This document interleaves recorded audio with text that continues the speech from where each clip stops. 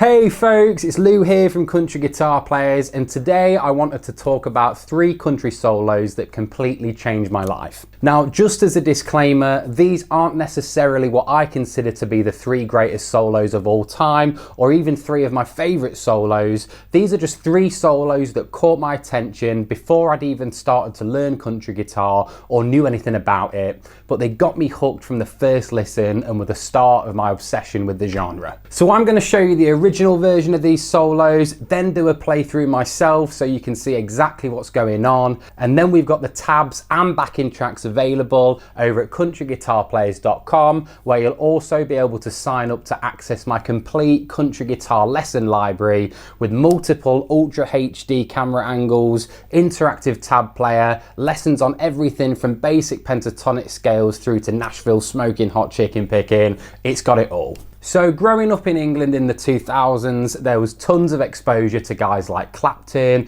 Brian May and George Harrison, and like a lot of people, I went through a Jimmy Page and the Hendrix phase, but going into my late teens and early 20s, there came a point where I felt like there was nothing more than blues or rock as genres for great sounding songs that also included awesome solos. And from a guitar perspective, I dried out the genre and couldn't find anything that felt new or fresh. So one day I'm ranting to a friend about this and he says, well, if you want songs with awesome guitar solos in, then you need to listen to some country music, especially the 90s stuff. So I went and did some research on the best 90s country guitarist, and as most of you are going to guess, 90s country music plus guitar solos leads to Brent Mason. So I threw Brent Mason live guitar solo into YouTube and this is what came up.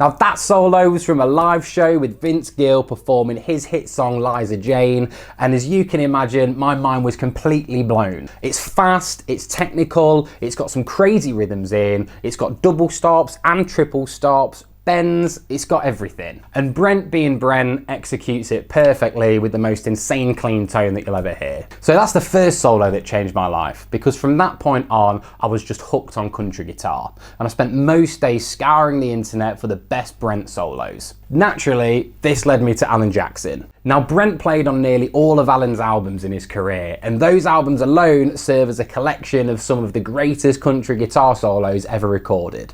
Which leads me on to the second country solo that changed my life. So one day I stumbled across one of AJ's later albums from 2008, and in particular a song called Long Long Way. Now take a listen to the solo 53 seconds in. Hey!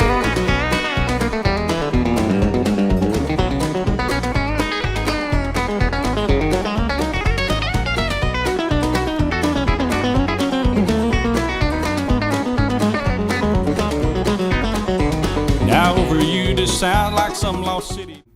Another absolutely insane solo that got me hooked on country guitar, and for years I thought it was Brent who played that solo, only to find out through someone covering it on YouTube that it was in fact recorded by James Mitchell. Now James is a session player in Nashville who performs live a lot too, and if you don't know James then you need to check him out. He's a guy that can play just about everything, from the 90s style picking that you just heard through to western swing and jazz. He's one of the cleanest pickers around, and his instrumental album Till I Get It Right is a masterclass in guitar work. Now I once had the pleasure of meeting Brent for an hour, and when I say met, I mean paid for a Skype lesson, because why would you not want a private lesson with the most recorded session guitarist of all time? And I asked Brent about James and he said he knew him well, he'd even given him a few lessons back in the day. But now when they meet, he spends most of his time asking James to show him whatever cool thing it was that he just played. So if that doesn't make you want to check out James Mitchell, then I don't know what will. On a side note, they say never meet your heroes, but if like me, Brent Mason is your hero, then I can confirm that he is absolutely fine to meet.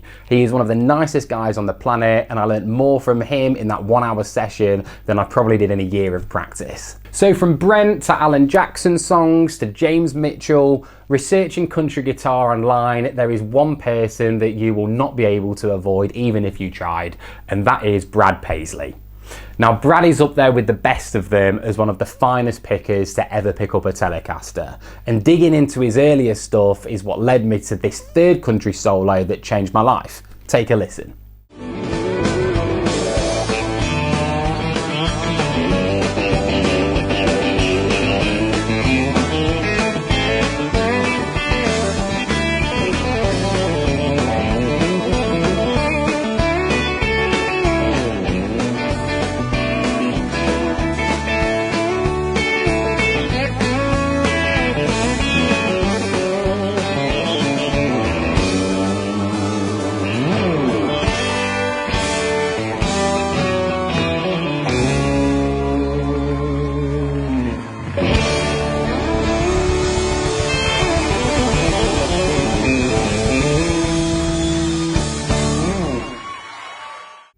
That solo is from the title track of Brad's 2003 album, Mud on the Tires.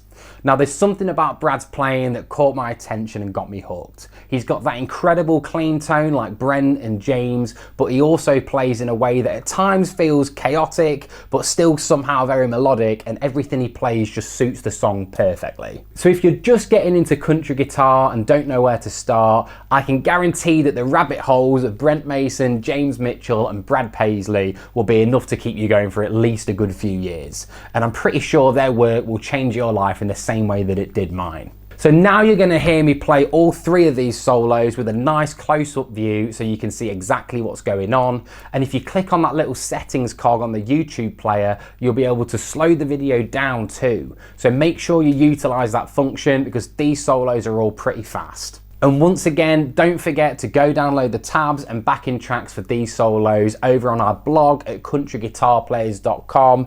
And whilst you're there, make sure you sign up to access my complete country guitar lesson library.